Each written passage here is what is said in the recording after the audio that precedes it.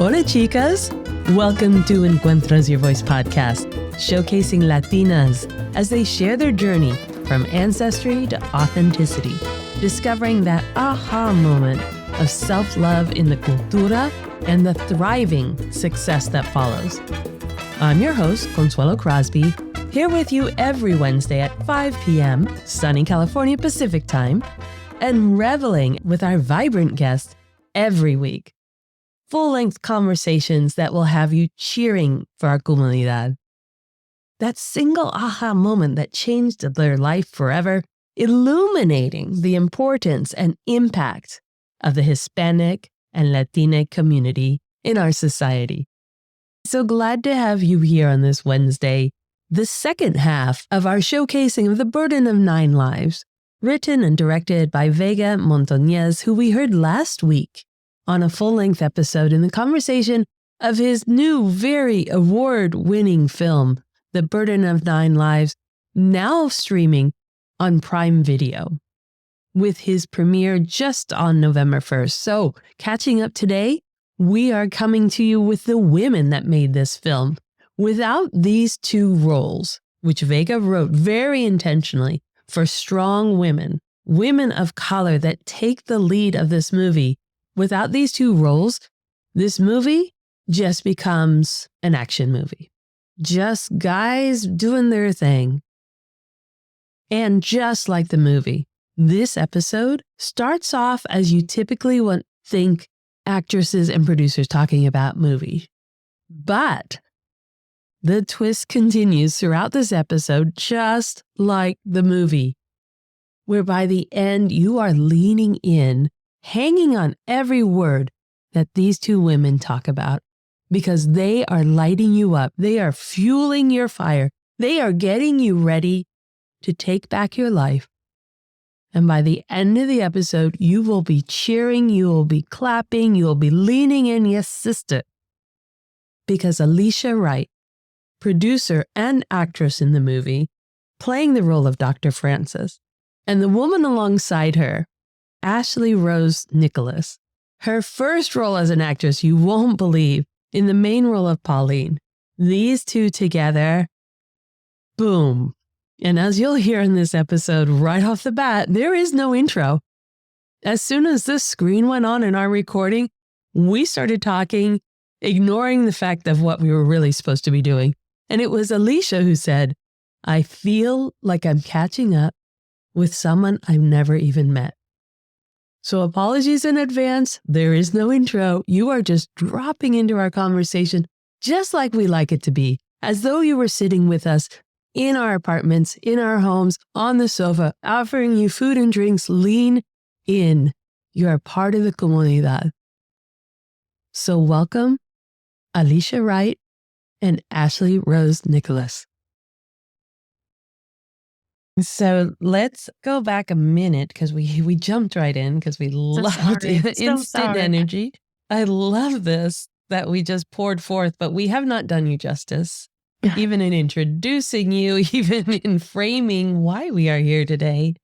We're talking about The Burden of 9 Lives, recently premiered November 1st on Prime Video, which is amazing and successful story in and of itself.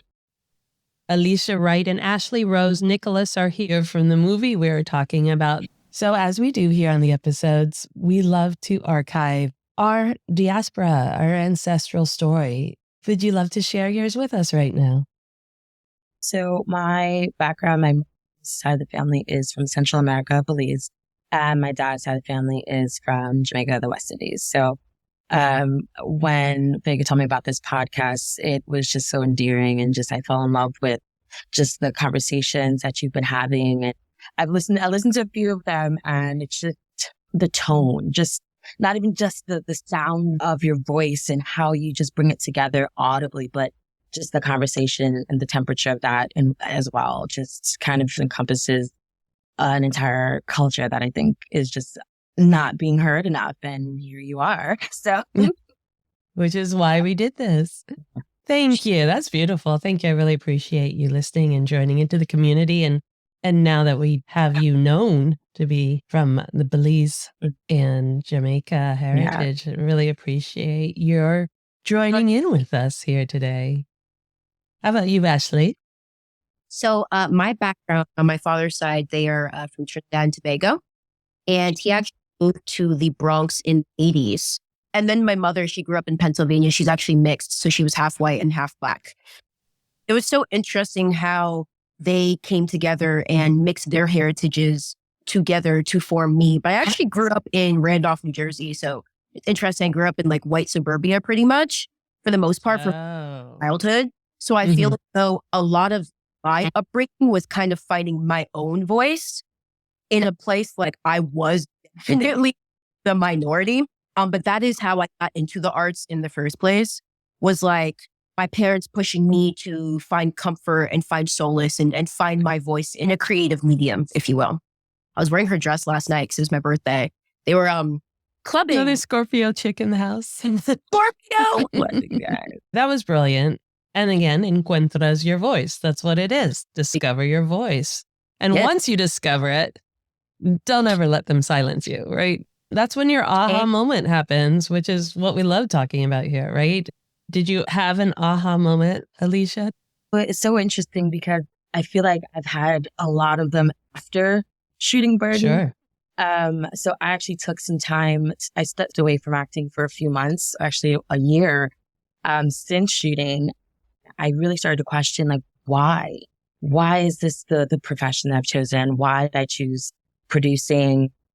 What has it been about my life and my journey that made these outlets so crucial?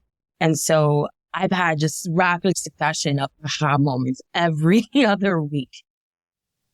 I would say culturally, I know that it kind of led me to become a producer because I come from a culture that they know what's wrong with the room before they remember that you're in the room. Like they could walk into any house, but like, why is like this? Why is this like this? Why is this done like this? So I think as a producer, I kind of channeled that a lot. And then I'm like, why?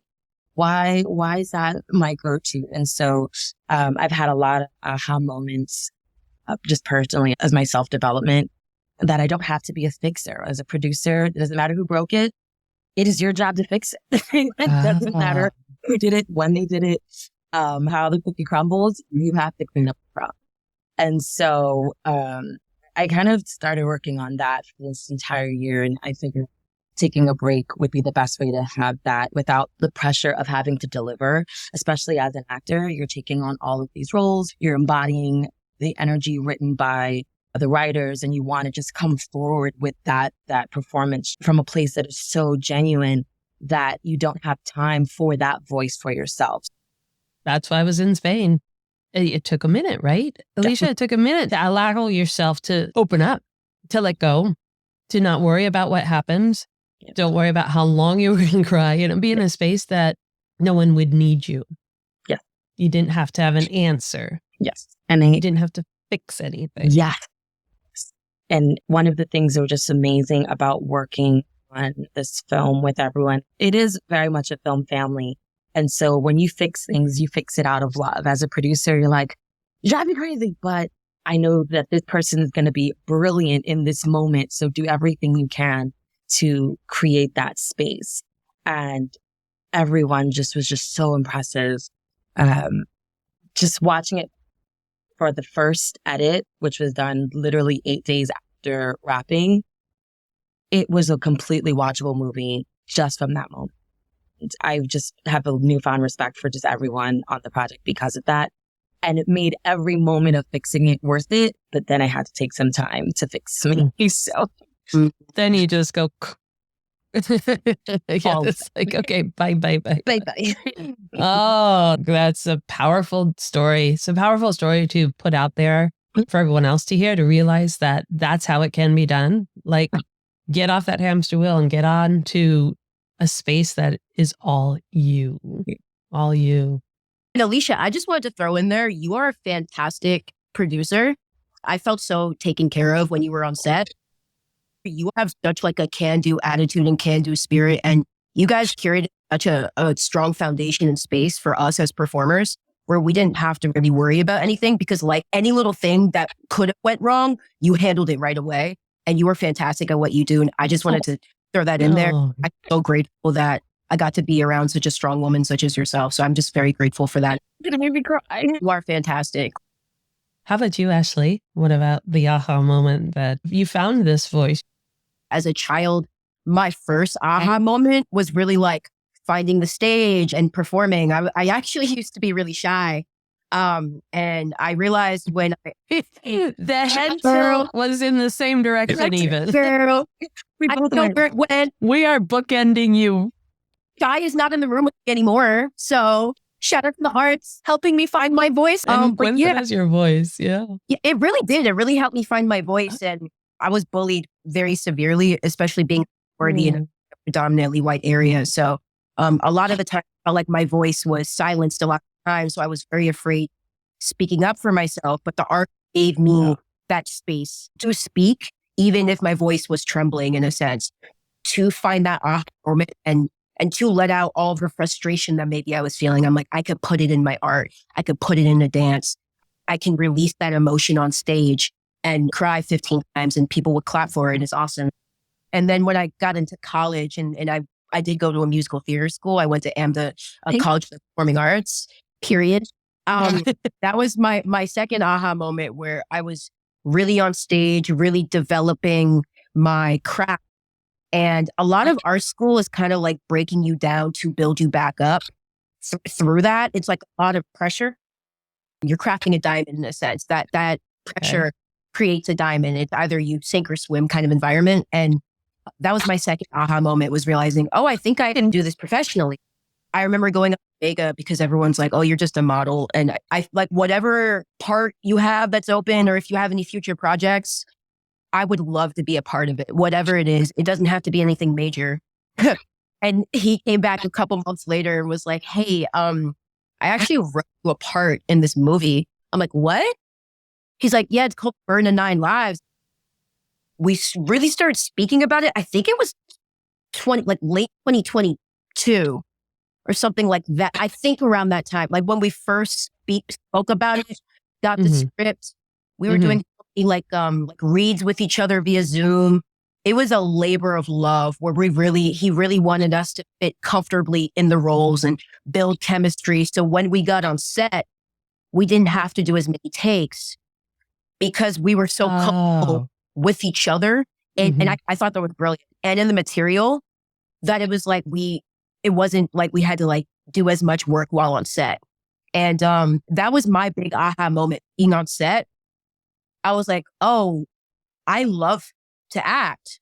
I think this is my calling. And it was also reinforced when I won Best Actress and became an IMDb certified award-winning actress, thanks to Vega. Like, he solidified me and made it so that other people could trust in my craft and trust in my capabilities as an actress.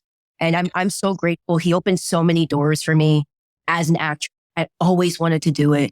And as Lady Gaga said, in a room full of 1,000 people, you just need that one person to believe in you. And it was Vega.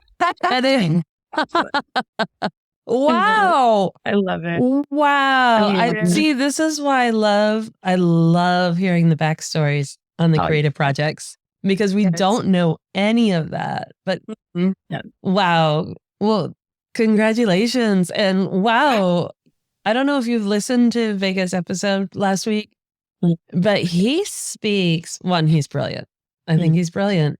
As a human. Just as a human, absolutely. He's really brilliant. I love the way he thinks. And I just want to like hook on and go for the ride. So you are so fortunate to be in the same space with him. I had no idea. He never mentioned he did that. Definitely he has both times, this year and last year, really emphasized that is his personality as a director on the films, that he just loves people. Yes. Which I would really love attributing to the cultura.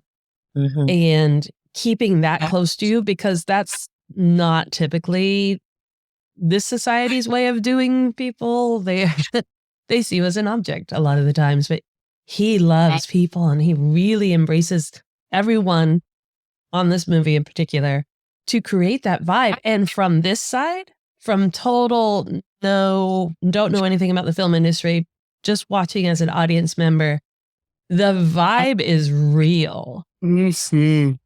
He, from our end, I felt like so attached to characters that typically I can't even watch. I'm so delicate. It's like when I watch anything that has this much action, I'm like this, you know. And I had to really prep myself. It's like, you really want me to watch this? Okay. Really psych myself up. But you care about each individual so much. And he gives that play in the writing of it to get to understand who this person is. Just because the action is intense, the person is not. And I loved that part of every person in every part of this film. Every one of you, like, you wanted to go out with. When he's describing all the awards that the team won, all the individual awards. And I'm sitting there going, I love Rico. I love Rico. And it was like, did not even realize I was saying it, but I was like, oh my Lord. You're like, I'm going to edit that part out. I don't know if I did. I don't know if I did. I got to go back and look. But he's like, okay, I watched that girl doesn't stalk me on that. I think it was you speaking from your heart. I think that it's completely, that's the goal. That is completely okay. That is what is encouraged, to just have this fondness for everyone involved.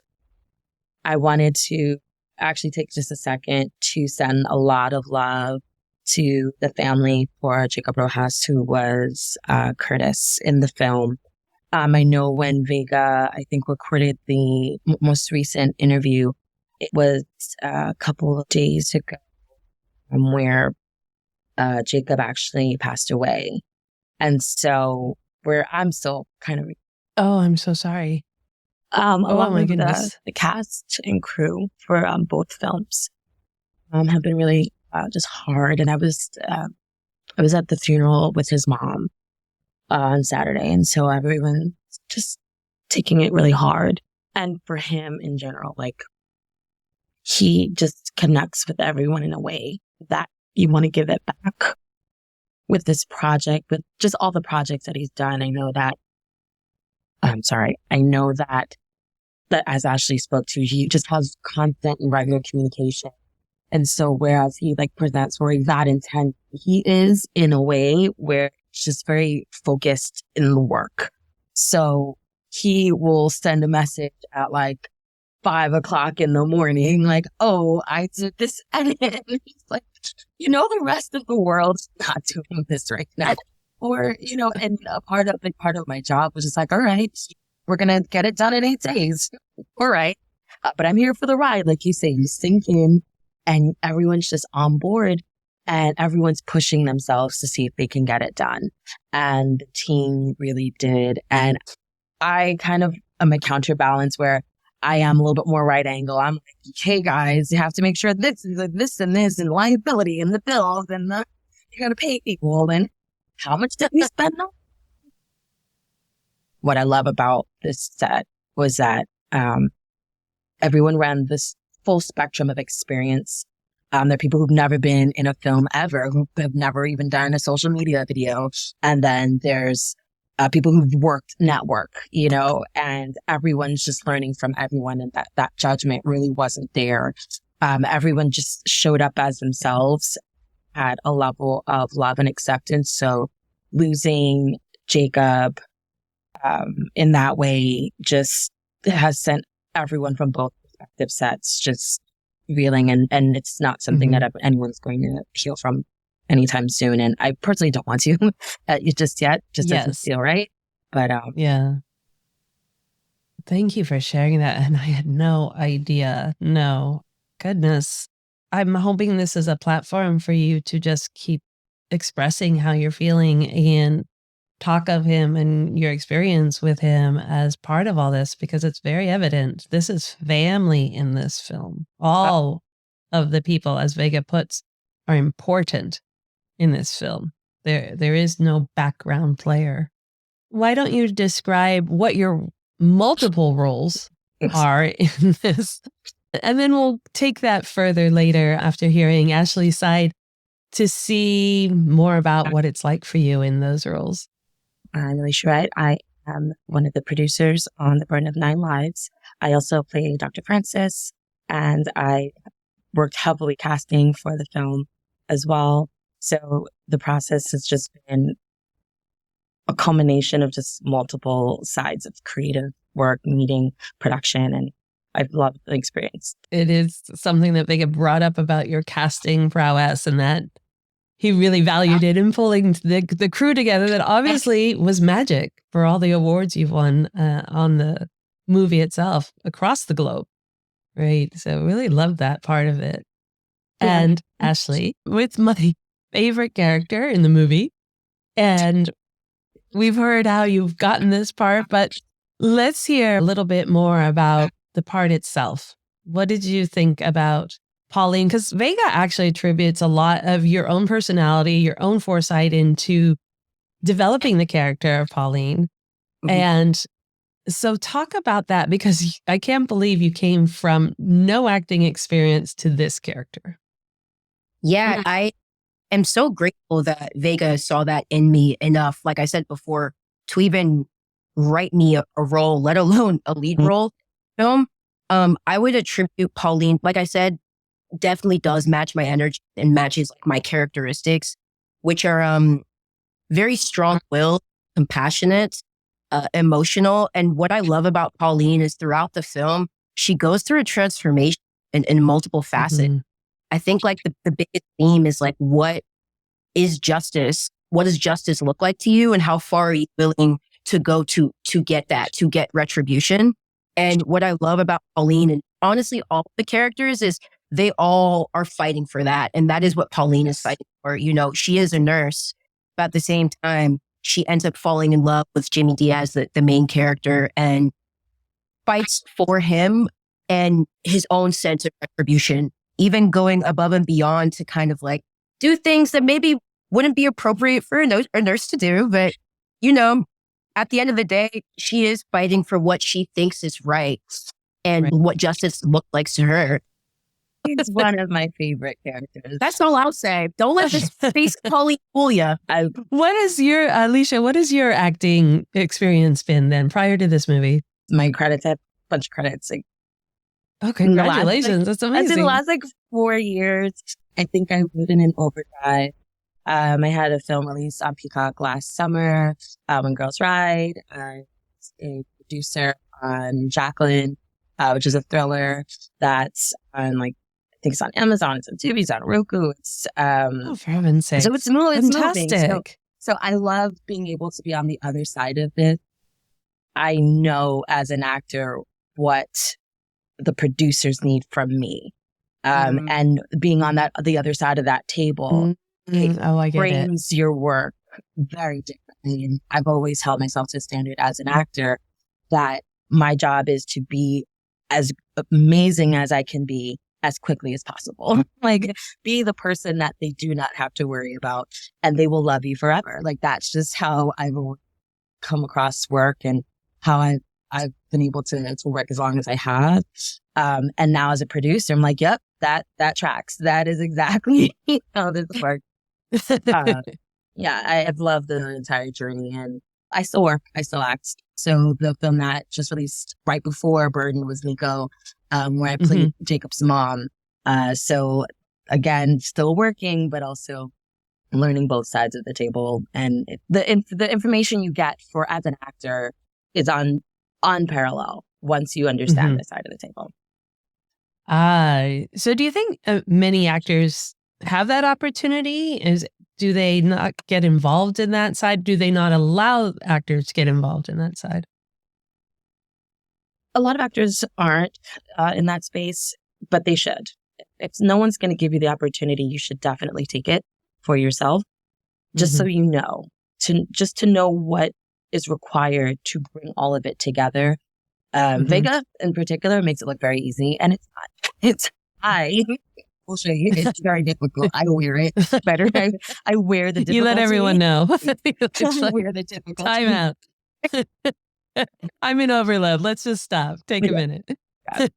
Right, right. But that's just me being in my authenticity, right? Just like, if you can read it on me, like, no, I need help with this, and that. So as an actor, understanding, just how much goes into that and making that transition, I would say 6 years ago, to really start working on my resume as a producer, my portfolio of work that I've just worked on, even as a consultant. I've had lots of friends that reach out to me to say, hey, what do you think of this? And I've been able to bring my experience in front of the camera to really add value behind. In this particular film, after watching it for the 1 millionth time and still sitting on the edge of my seat, still kind of holding my breath. I'm like, what are they going to do? It's just like, Alysha, you read it. How many years? You were in it. What are they going to do? You watched it be filmed. You told them, only one take on this scene. Yeah, you're still right. And you know how this ends. Right? What are they going to do? What's going to happen? What happens now? And having that experience and being that viewership as a person that is both on the creative side of it as well as the business side, still having that ability to enjoy it as an audience member, it has just been, for my heart, it's chef's kiss, like, because you get robbed of that. And I didn't have as much fun as I usually do as an actor. As an actor, I have that best time on set. As a producer, it's a little hard. So I got it back. I get it. So I love that for me personally. Yeah. Oh, I get it. Okay, I get it. I get a better understanding because I have no idea. I don't know if that's true for most audience members, but I had no idea what a producer really did. Oh, yeah. Honestly, I just thought they fronted money to get the movie made. Some do. And there's times that I've done that too. Best in film. If you want us to support indie filmmakers, you invest in indie filmmakers, and that's how movies happen, right? Without that, it doesn't exist.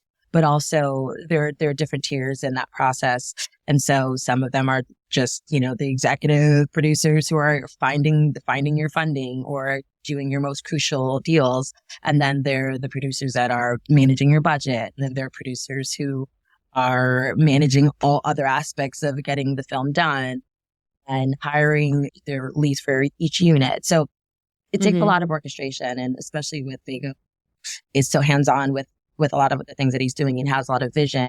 It's how do you bring this into fruition? How do you understand a vision that someone has when they think as quickly as he does? Oh, you're like, wait. The three of you that I've spoken with, your multitasking skills are really sharp, very quick, and very authentic. I mean, it's very authentic.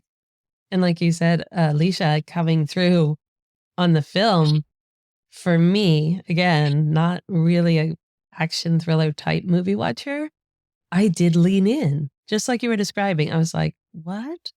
What? And then Ashley with lean. It was more like, wait, what? And at the end, I was crying. I was shocked.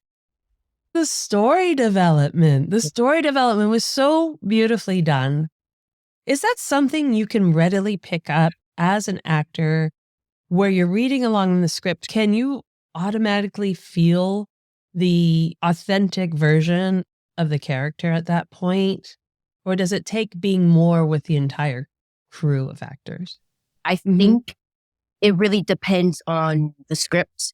Like with this specific script, I felt as though when I first read it through, I'm like, there are a lot of emotions and you could just see the journey in all of the different characters as you read the script.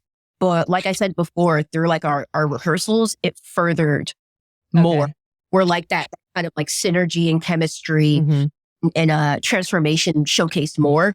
But I think maybe, and you could attest to this, Alysha, I think that honestly, a lot of scripts as well, where it's like, you never know until like you have a table read a lot of the time, or you're with the other actor and you're like speaking and exchanging energy. Like it's different when it's on paper than it is actually like exchanging the energy, exchanging the wording, making eye contact with another human being than it ever would be like just reading the script. Like you're reading the script, you can't hear how the other characters are saying their lines and And that is what acting is acting and reacting and receiving and changing. That's what makes it so human and so authentic is you are genuinely in it. And I always tell people when it comes to acting, it's like, really good acting is you're not acting. You are kind of triggering your body and tricking your body into thinking what is happening is real.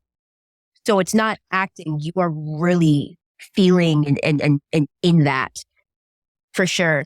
So that's what I mean about actors being so authentic. You have to be constantly vulnerable or that doesn't come up.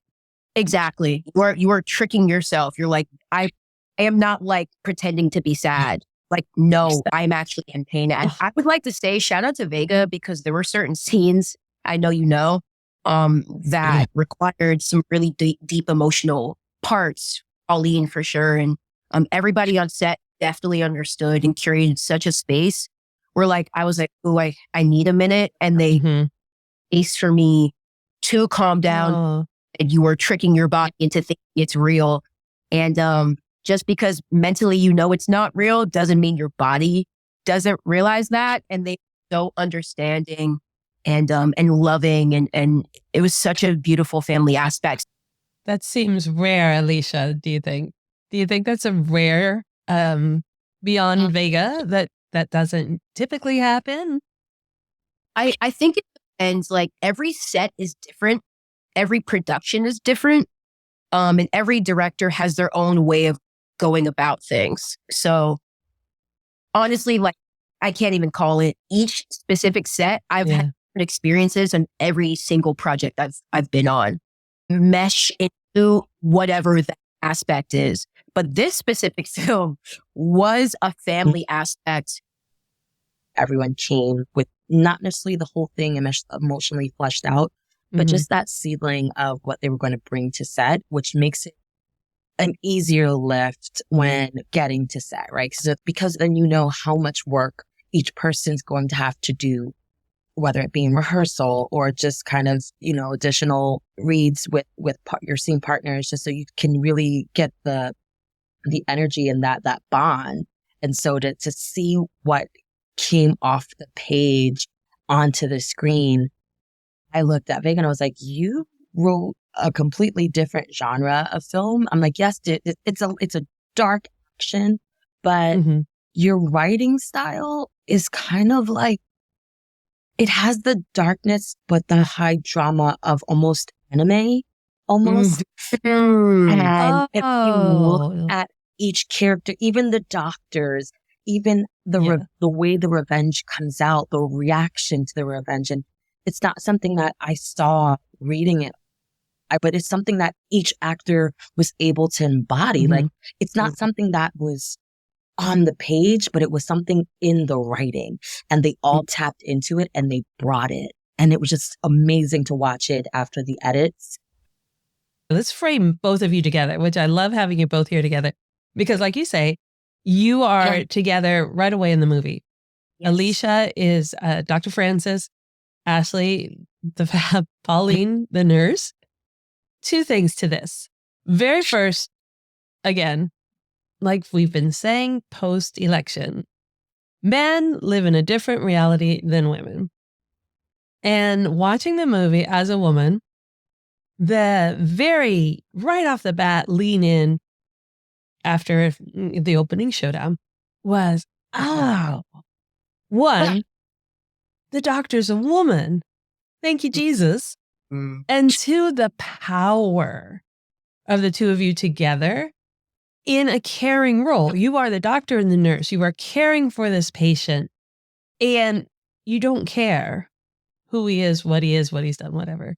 But the power you have to front these detectives, the power you have to protect what is your space, is your regime when it comes to care, and the focus of only the patient, that authority comes through rather than, I would think, in other writing episodes, they would make it more maternal, more caring, more soft.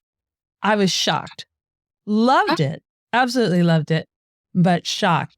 Do you, in your experience, have you seen roles like that very often, let alone roles given to women of color, where you are really setting the tone of the movie at that point? Honestly, personally, not really.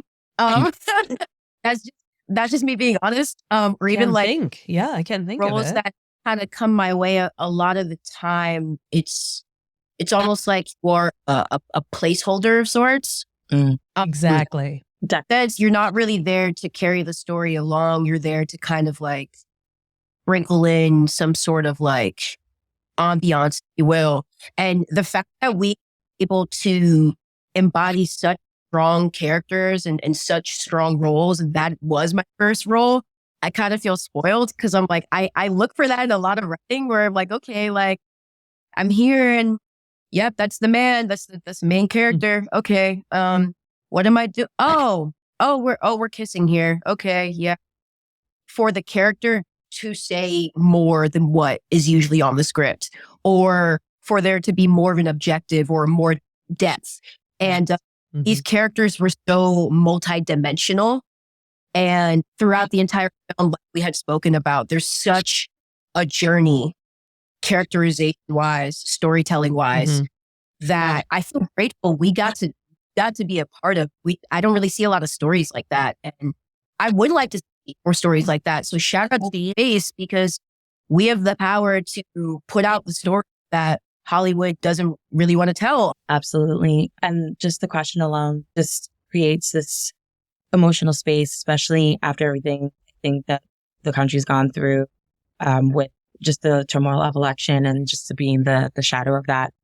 But I think it's really symptomatic of how a lot of writers may see the women or even just feminine energy in their life if they're able to write it. It's not even to write more stories. It's see women as multidimensional, multifaceted beings. And Independent beings. Exactly. It's a big word. Right. And not even just as a vehicle to frame the movie or move things forward, or, link back to another part of the movie or plot points, but to actually be within this film, life or death. And that is what is missing in a lot. And it's not even, like you said, it's from a maternal space. It's not the mother, and it's not even the investment of the wife. It's the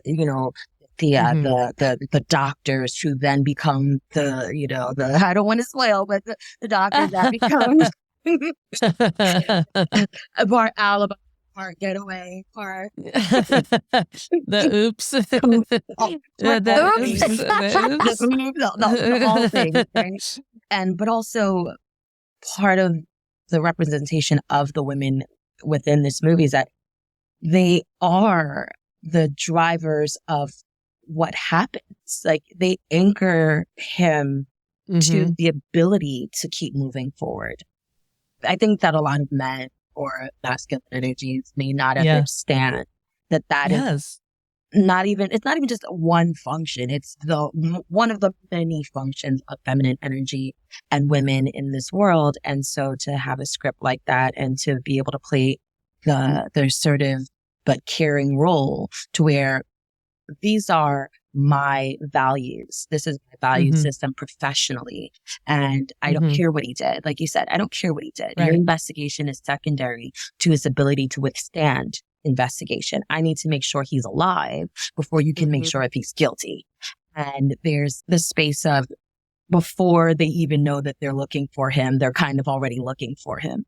And to have the roles that we have to kind of shield that and insulate that in the world. I think a lot of cultural development needs to happen when it comes to film and the process of what we see as representation. I always say that all representation isn't good representation. Just because you show someone that looks like me doesn't mean that it represents my being.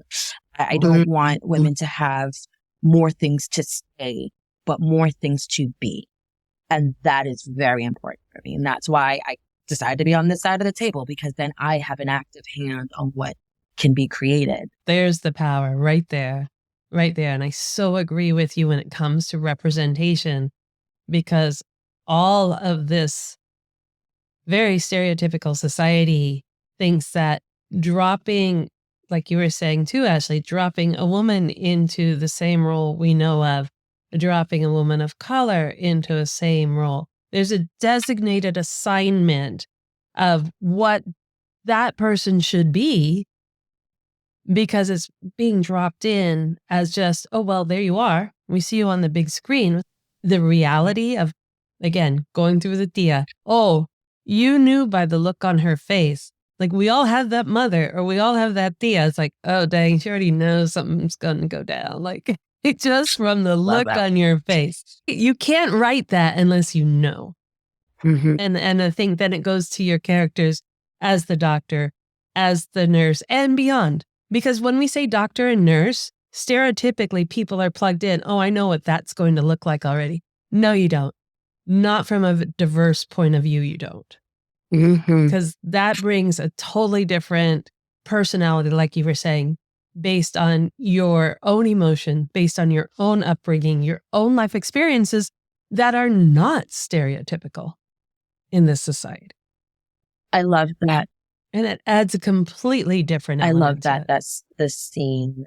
That scene takes place in the kitchen. That is something that so just natural in all of cultures that I've experienced within that space, and to know that it's coming from a real place, and it creates the dynamic that felt so natural to watch it.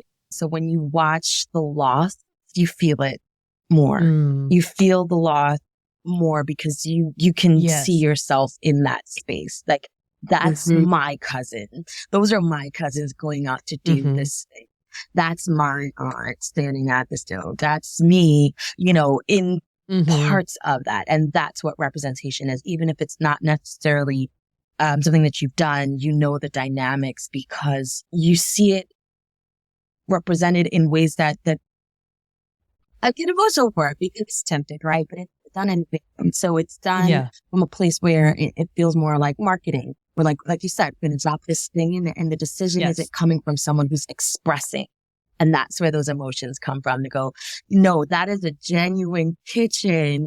Like, that's not a sad little.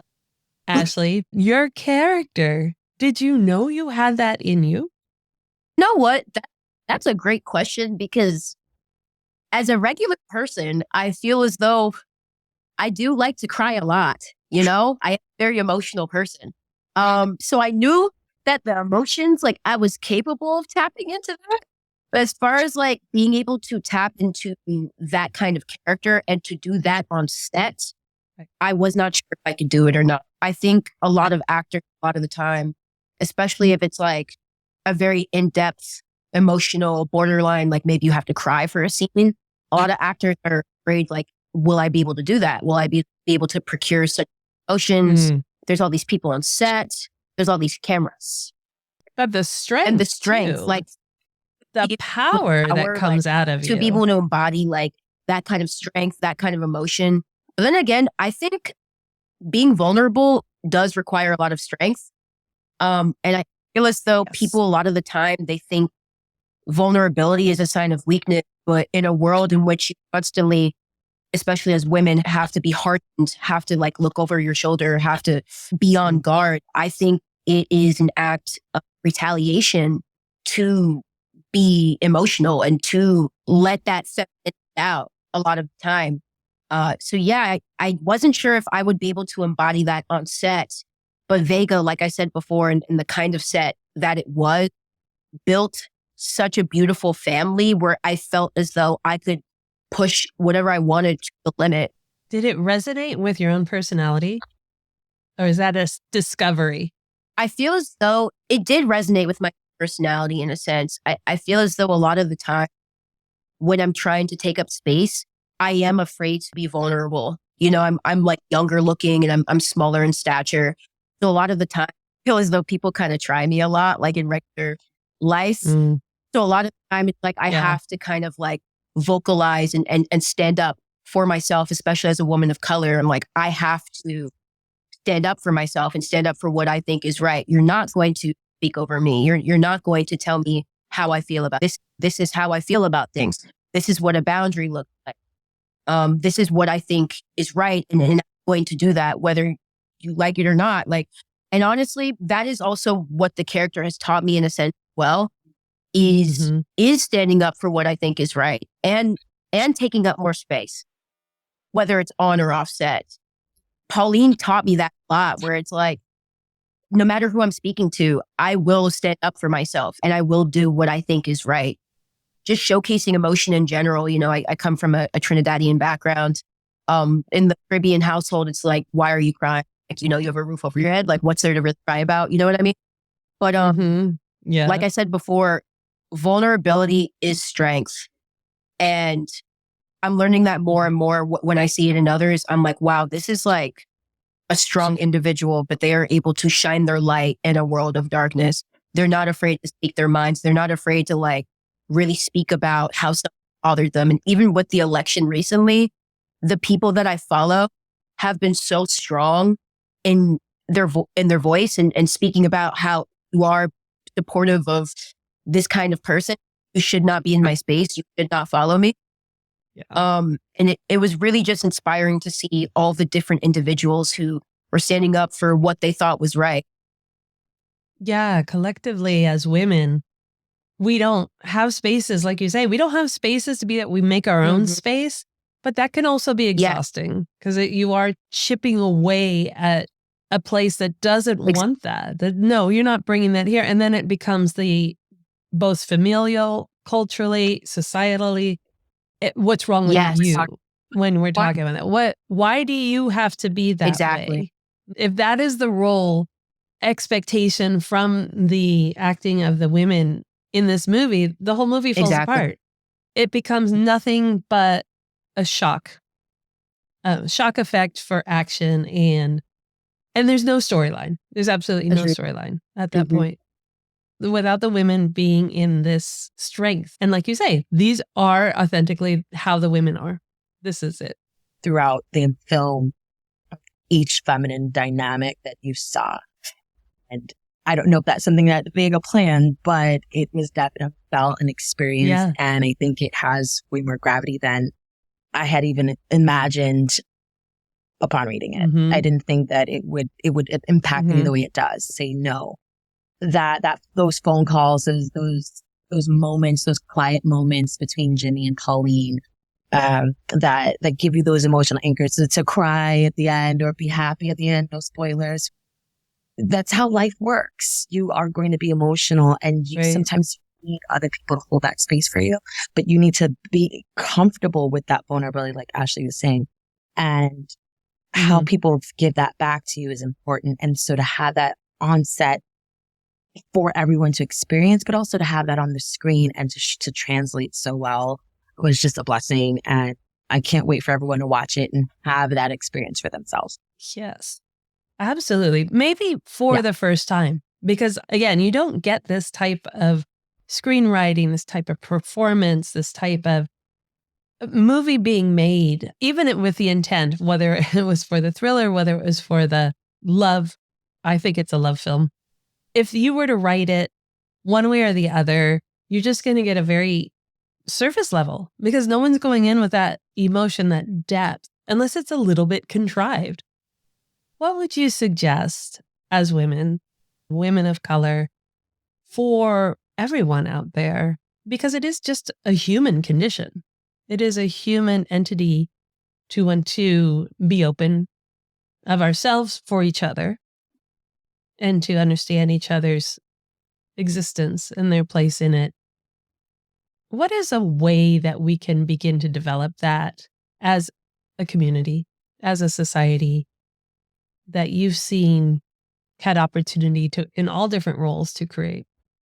So I think somebody that comes to mind is Issa Rae, as well as Quinta Brunson. And what they did is they started off creating their own platform on YouTube and curating their own space where they could just be themselves.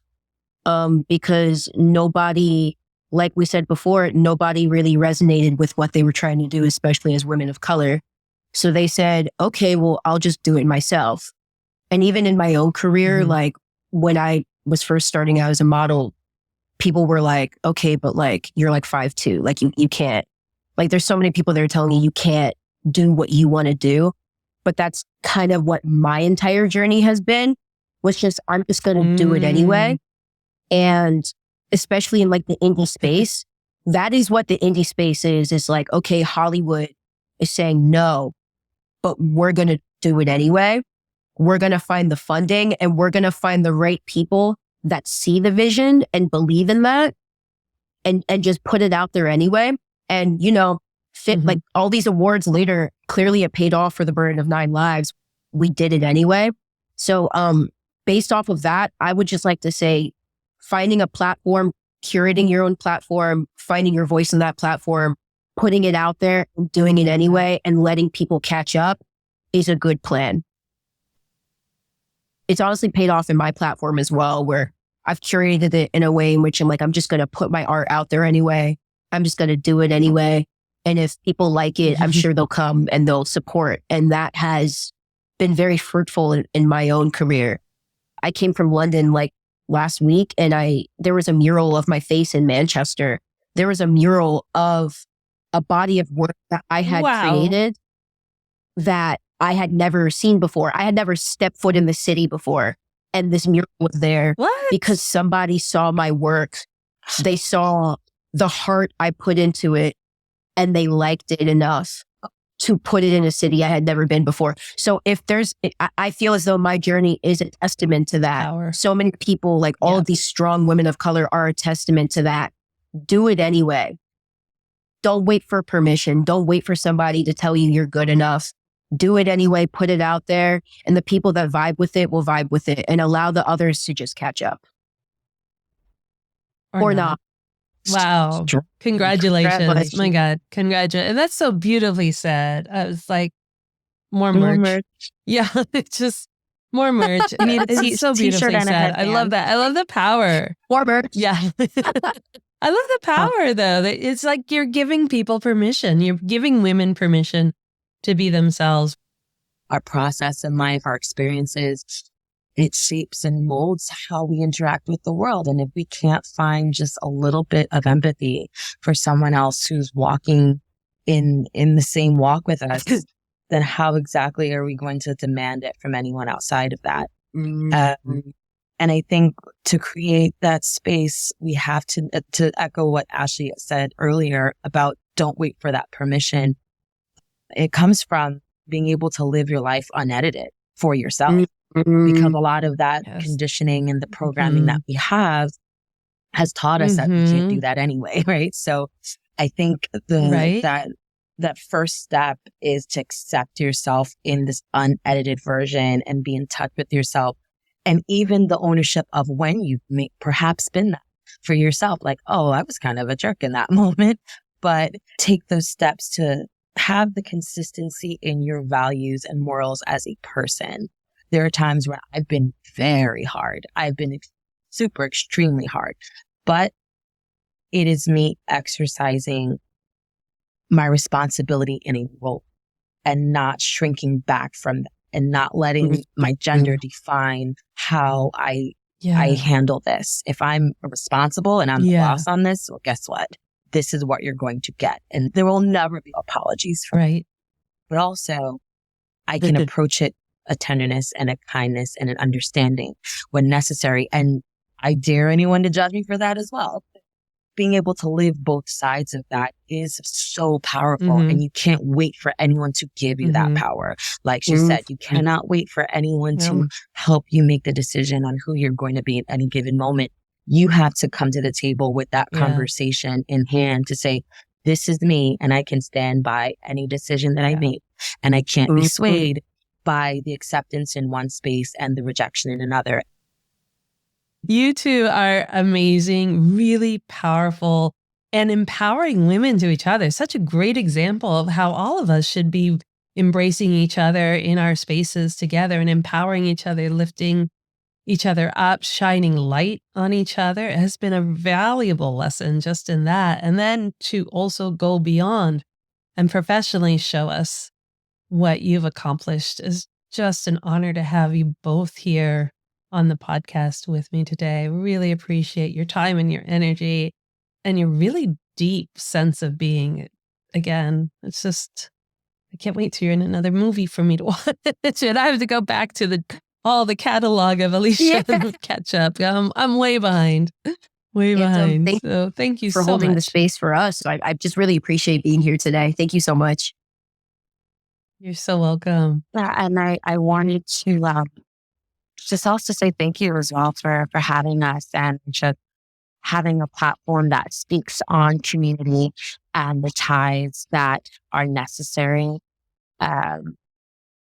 Going through this journey from music to film and working in the spaces I've worked in, community has been the crux of success and any form of that, whether it's by anyone else's standard. And I think that one of the things that has been missing from a lot of people in their lives is understanding that platforms like yours create community in ways that you cannot buy that. You cannot, I mean, you can try, but to have someone who can connect via a conversation that other people can tap into as listeners and go, yes, that's the question I would ask. And like, that's my question. And that you connect to the person you're talking to and the people that listen. And that means you're listening to both. You've got more than 2 ears. You probably have a couple that you're hiding somewhere. But that's an amazing role to have. And it is so crucial to the development of women in these spaces, because now we get to talk to you. We get to reflect on who we've been and who we are. And then we get to listen to everyone else that you bring on after. And I've listened to people that you brought in before, and I'm like, oh my God, this is so cringy, so cool.